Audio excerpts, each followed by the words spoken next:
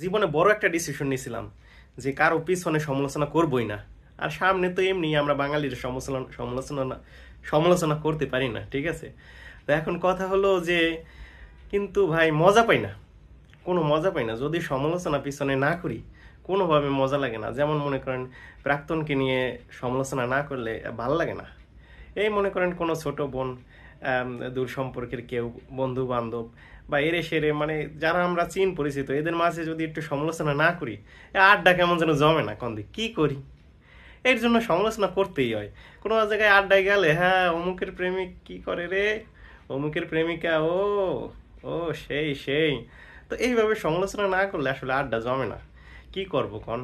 চেষ্টা করছিলাম যে যে যাতে সমালোচনা না, মানে সমালোচনা, হ্যাঁ ঠিক আছে, সমালোচনা না করা লাগে, কিন্তু ভাই আড্ডা মোটে জমাইতেই পারি না। যদি সিগারেটের টান টন দিতে পারতাম তাহলে না মনে করেন আড্ডা জমাইতে পারতাম। আর এই যে নেতিবাচক সমালোচনা, প্রেম প্রীতি, কার কি অবস্থা, এই যে বউঝির সমালোচনা, এটা সেটা, এইগুলো না করতে পারলে তাহলে কিভাবে আড্ডা জমাবো? এই আড্ডা জমানোর জন্য এই সমালোচনাগুলো করতে হয় ভাই। নিজের সমালোচনা যদি কেউ করে, আমার আমার সামনে বসে যদিও কেউ করে না, কিন্তু আমি বুঝি এটা শুনতে খুব খারাপ লাগে। তাই নিজে ডিসিশন নিয়েছিলাম সমালোচনা করতে করবো না, কিন্তু কি যে করবো এখন।